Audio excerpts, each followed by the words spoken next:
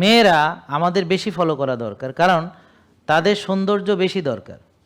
পুরুষদের money bag ভালো হইলেই হয়, সৌন্দর্য না থাকলেও চলে, টাকা থাকলেই হয়ে যায়। কিন্তু মেয়েদের সৌন্দর্য লাগে, যৌবন লাগে, ফিগার ভালো লাগে। এগুলো তারা যদি রাখতে চায় তাহলে যে কে লাইফস্টাইল ফলো করা ছাড়া কোনো উপায় নেই। আর তা নাহলে কী হবে, এই মোটা, বিয়ের সময় 45 কেজি, এরপর 95 কেজি। সে নিজেই গিলটি ফিলিংসের মধ্যে আসে। সে বুঝে যে জামাই তারা এখন পছন্দ করে না, জামাই অন্য মেয়ের সাথে নিশ্চয়ই লাইন লাগাইছে।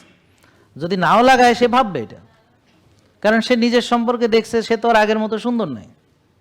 আর তার তো রোগ শোক হইয়া জামাই ঘরে ঢুকলেই তার কমপ্লেন, আমার এইখানে ব্যথা, আমার মাজায় ব্যথা, আমার এইখানে সমস্যা, আমার ওই ডাক্তারের কাছে নিয়ে দাও, আমার ওই ওষুধ কিনে দাও, আমার এইটা করো সেটা করো। তো সে একটা হলো অবজেকশন জেনারেটিং টুলস, আর সে হলো কমপ্লেন গিভিং মেশিন। বুঝতে পারছেন?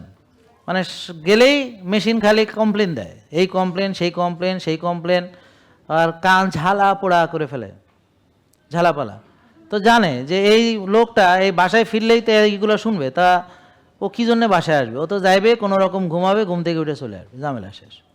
ওখানে যত কম কথা বলা যায় তত ভালো, কথা বললেই বেদাল, ভালো কথা বললে তো আরও বেদাল।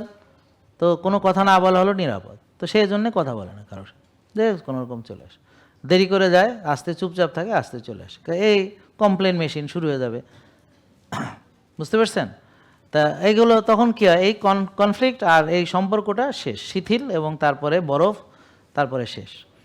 হ্যাঁ, এই আর কিছু ভদ্রলোক ওরা হয়তো সম্পর্কটা রেখে দেয়, আর কেউ হয়তো রাখে না, বা মানে আরেকটা বিয়ে করে। কিন্তু বিয়ে করলে যেটা দেখা যায় একই জিনিস, সব আগেরটা আরও ভালো ছিল, এবারেরটা আরও খারাপ।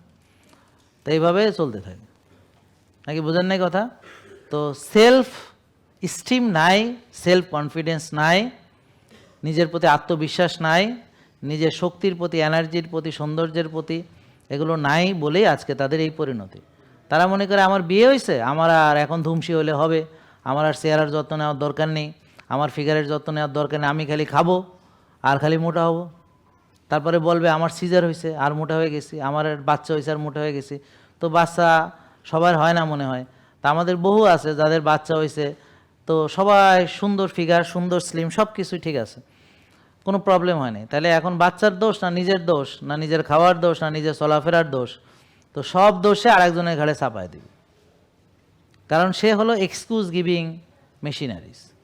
সে এক্সকিউজ দিতে পছন্দ করে, এক্সকিউজ দিতে তার ভালো লাগে, এবং নিজের ব্যর্থতার দায় সবার ঘাড়ে চাপায় দিতেই সে পছন্দ করে। আর নিজে সে নিষ্পাপ, নিষ্কলঙ্ক, এবং তার কোনো দোষ নেই, সে যা করে সব ঠিক আছে, আর বাকি সবার দোষ। এ হলো তার সাইকোলজি। বোঝা গেল?